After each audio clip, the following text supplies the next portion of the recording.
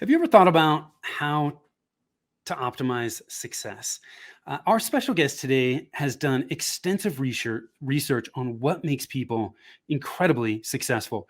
Her new book, The Success Factor, digs into extreme high achievers to help you figure out the code so you can crack it. She's going to share her experience, her wisdom with us. I cannot wait to dig into this. So let's jump in.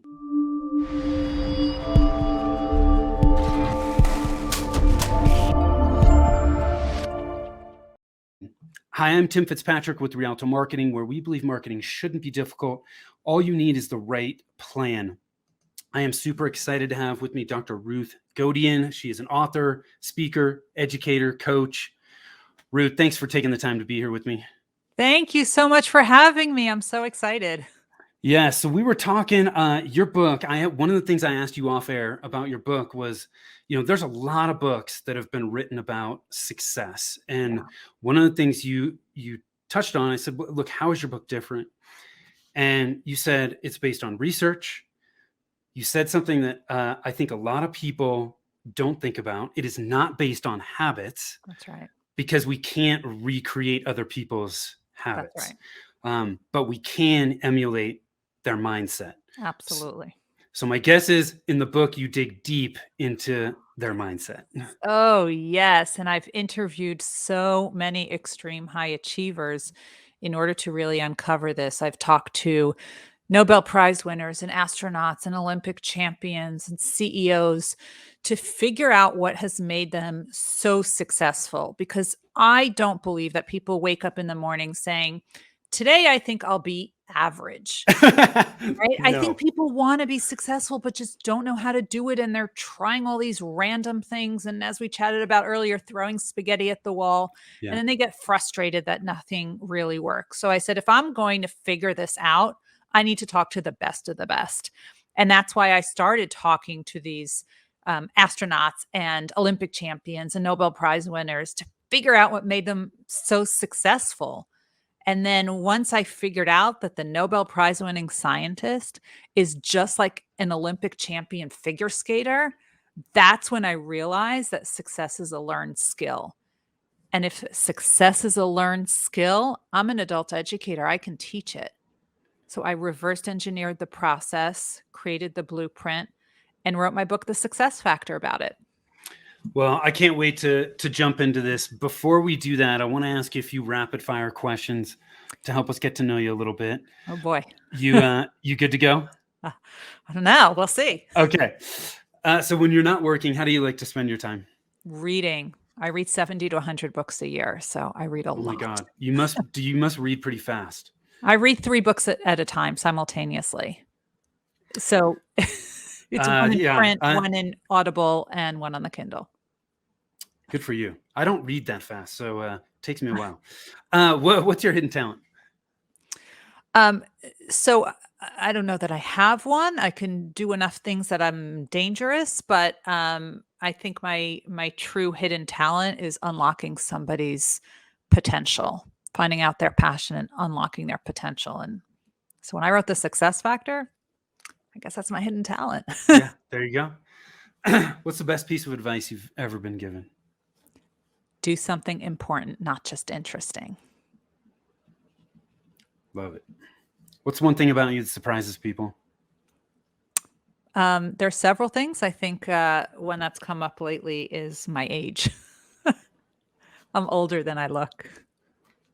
I've made it a habit to not ask people their age. So let's put it this way. I just made it semi-finalist on the Forbes 50 over 50 list. Okay, well, there you go. Yeah, you certainly don't look over 50. I'll tell you that. Thank you. What does success mean to you? This is a funny question since we're digging into the success factor, but yeah, I actually researched this question, and I can tell you that no matter who you ask, success means something different to every person. Yes, it does. And it actually changes based on rank and gender. But the definition that I used is people who create a paradigm shift in what they're doing in their field, in the way we do things, think about things, see things, process things. And they have a recognition for their work. And as they're becoming more successful, they are bringing other people up with them.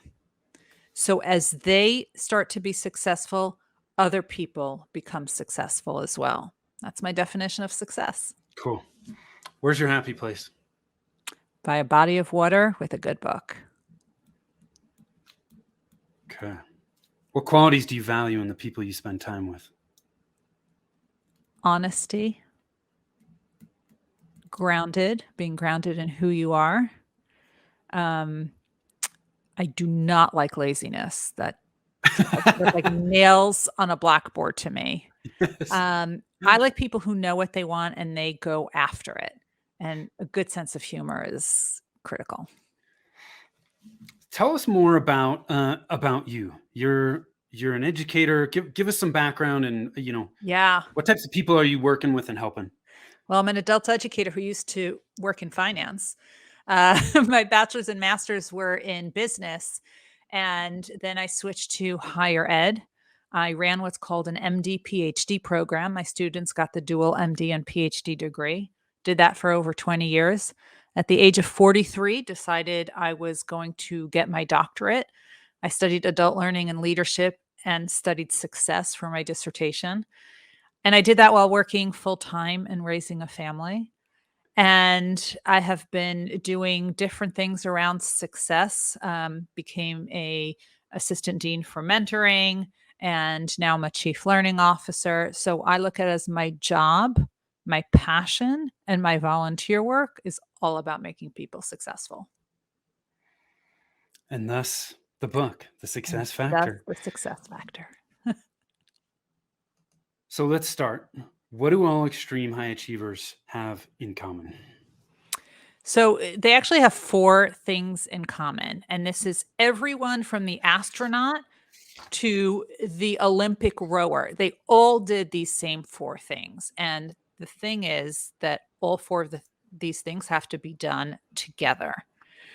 So the first thing is this is what they were put on this earth to do. They can't imagine doing anything else. This is what gets them out of bed in the morning. It's why they can't quiet their mind at night.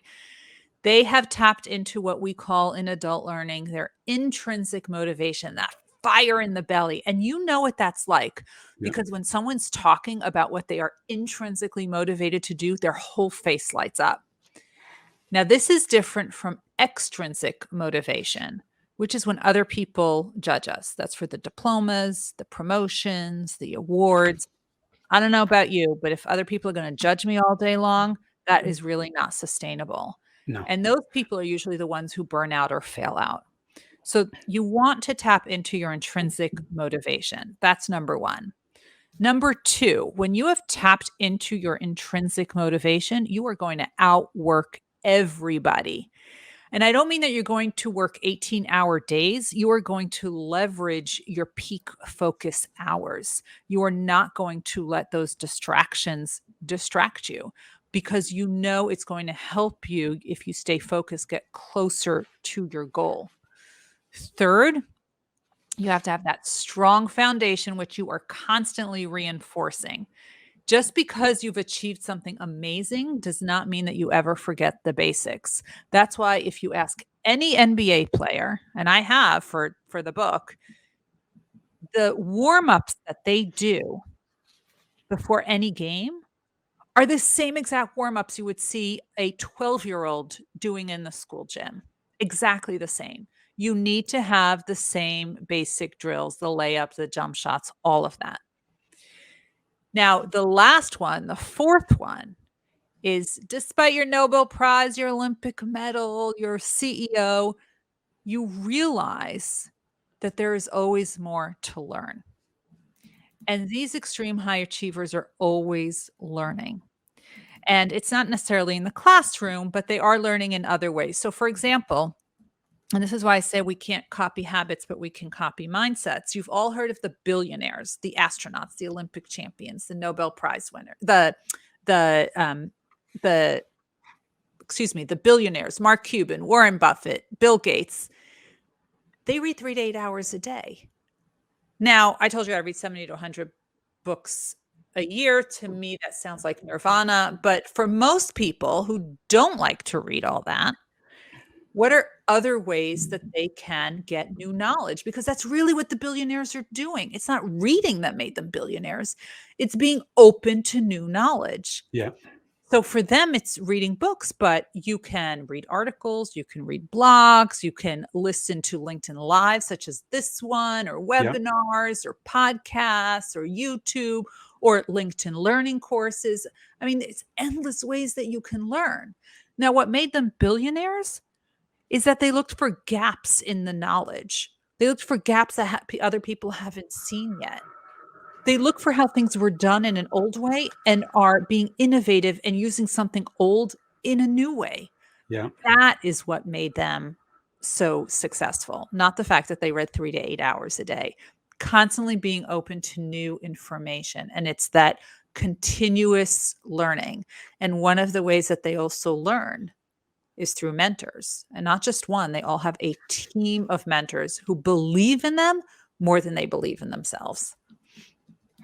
Okay, I want to run through these one more time to make sure everybody got these, because there's a lot of gold in here. First, they focus on what they were put on this earth to do, right? There's an intrinsic motivation.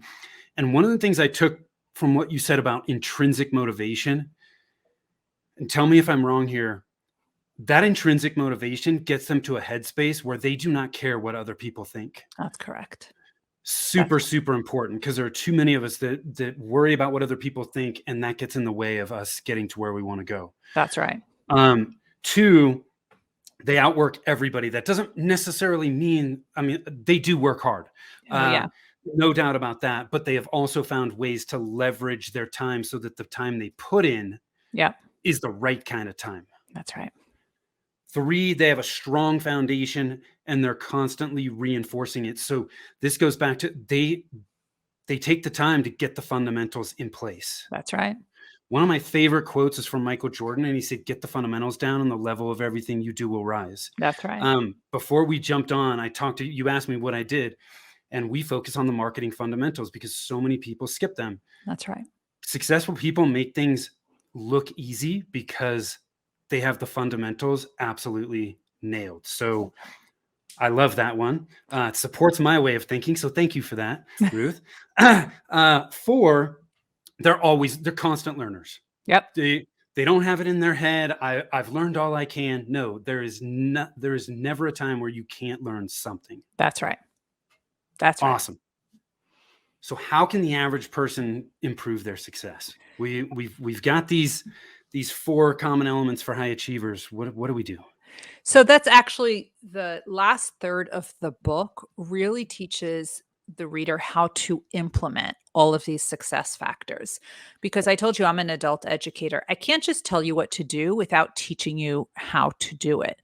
So I actually offer ways to tap into your intrinsic motivation for getting your focus to nailing it, getting into what we call a flow state, how you can start building your strong foundation. What are the different ways and places that you can learn? And I actually offer a buffet of options in there because I know what works for you will likely not work for me because we're different people. Yeah. And what works for me today may not work for me when I have a transition, a new job, a new house, a pandemic, right? So all these transitions are forcing us to reimagine and refocus and look again if our old passions are really valid anymore. And I think a lot of people started to do that during the pandemic. But that's why I needed to create a buffet of options for people so that you always have what you can choose from. And I'm an adult educator, which means I even created worksheets for everyone.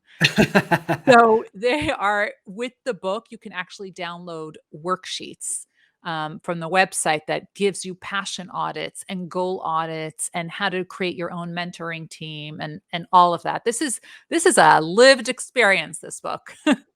It's interesting that you talk about having an option of a buffet of options, because I think a lot of times if we're taking courses or getting information about, hey, you need to do this well, when the options to implement do not resonate with Yeah. us, or we just they don't click, Yeah. then we don't get the end result that we want. And so Yeah. it's really important to find the ways that work for us to get that end result. So That's adult learning 101, actually. yeah, well, Malcolm it's Knowles, the pioneer of adult learning, said that the learning has to be relevant to the adult learner. If it's not relevant, it's not going to stick. It's not going to have meaning. yeah. So I understand adult learning principles very well. I needed to make sure that these things stick. And one of the things that I knew, and Malcolm Knowles taught us this decades earlier, is that we need options. We don't like to be told what to do because Yeah. what works for you may not work for me. So I had to create options. And that's why literally the last third of the book is all about how to implement all of the success factors. So to be successful, we need to find the implementation tools that resonate with us, that are easy for us to do, rather than trying to put a square peg in a round hole. That's right. And every Okay. time you have a transition, new job, new home, new partner, new child, pandemic, whatever it is, you want to check in to make sure that those implementation tactics are still working. And if they're not working, don't worry. There's a whole bunch of others you can choose from. Yeah, there's no one right way to get there. Nope. It's one right way for you right now. Yes. Awesome. So your book, The Success Factor, when it comes out, did you say Tuesday? We're filming this on the 21st of Tuesday. January. Yes, it's Oh, available in Europe and on Kindle already, but the print version comes out on Tuesday, North America. okay, so that is January 25th, correct? Yes, I got it Okay. right here. Okay, awesome. So January 25th. Some people, if you're watching this live, you're watching it before it comes out. Some people may be checking this out after January 25th. Wh- People can obviously go buy the book Yeah. to get help in improving their success. What other tell us more, like how else can what other info is out there to help us? So the book is chock full, and in fact, you don't even need to wait to the 25th because you can just pre-order it from wherever you like to order books. But there's a lot there that you can choose from. And if you don't even want to wait, you want something to whet your appetite now. I write about these topics all the time. I write about it in Forbes and Psychology Today and Harvard Business Review because I want people to improve. Because as I said, nobody wakes up in the morning aiming for average. So, so many ways that it can be done, and you can go to my website for a ton of that information and books and articles, and I have a LinkedIn Learning course. All of that can help you. How many people did you interview for the book? Ooh, over 100 over many years, but there's over 60 that I talk about in the book. So if I am talking about intrinsic motivation, you are going to hear from the extreme high achievers how they have tapped into their intrinsic motivation, the Nobel Prize winners, and so on.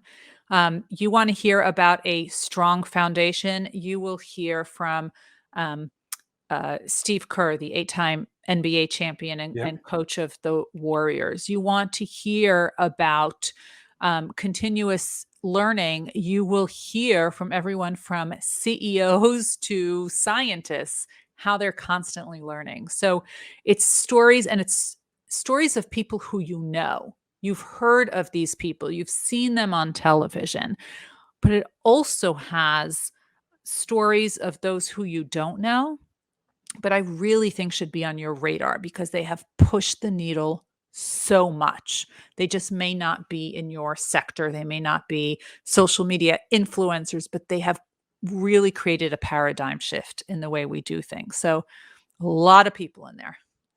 One of the things you touched on earlier that I think a lot of people, it's easy to overlook, is you talked about, billionaires learning stuff.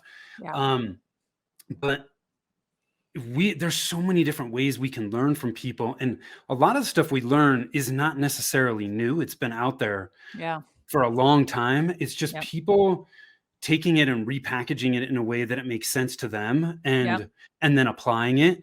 But we also see in business people taking things that have been really successful in specific industries and then adapting them and applying them to their industry. It's like we just have to be open-minded to see these things and figure out how we can take advantage of these things. That's Um, innovation. I mean, Tim, one of the people who I interviewed was the former Undersecretary of the US Navy. And he told me that if you take things that work for someone else and you use it in a new way, that's innovation. yeah, That's innovation. And frankly, that's how we got the operating system for both Apple and Microsoft. They pilfered it off of Xerox. They just used it in a new yeah, way. They used it in a new way. And that's what innovation is. It's taking something and seeing it in a different way, seeing the gaps between points that other people don't see. So Apple and Microsoft saw what Xerox didn't see yet. yeah. Ruth, you touched on this a bit earlier about the importance of mentors. What touch on that a little bit more. Let's dig a little deeper there. Yeah, a mentor is someone who believes in you more than you believe in yourself. And they have two roles. They help you with your career and they also help you with the psychosocial support. And all of these extreme high achievers, from the astronauts to the Olympians to the Nobel Prize winning scientists, they all had a team of mentors around them, not just one, a team of mentors. So these were really people at different levels. Some are senior to them, some are peer mentors, some are junior to them. But the important thing is that they always had them. And there's actually 3 chapters, I think, that are dedicated to mentors because it was such an impactful area that really helped move the needle. And one of the things that I teach in the book is how to develop your own mentoring team. Do you feel like a mentor always has to be someone that you personally know, or can you follow somebody and consume their content and take that as a type of mentorship? Yeah, that's more passive though. So that might be more of a role model. Yeah, Really, a mentor is somebody that you have some sort of interaction with. It can be a virtual interaction for sure, but you need to be able to interact them because they need to push you out of your comfort zone. They need to be able to tell you you're getting too comfortable, you're doing things same old, and you need to do it differently. So that's why you need some sort of interaction. But that passive, what you're talking about, that's informal learning. Goes back yeah. to the fourth point.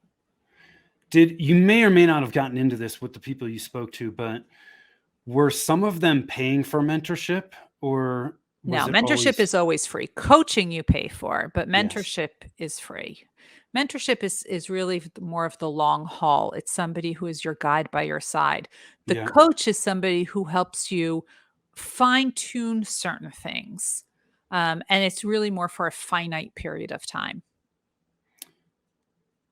What are some easy ways or tips that you have for somebody to help find that first mentor? How to find a mentor. Yeah. So, really, you need to have a goal in mind. And what is it that you want to do? What is it you want to obtain? What is it you want to achieve? Have some sort of goal in mind and let that be your guiding light.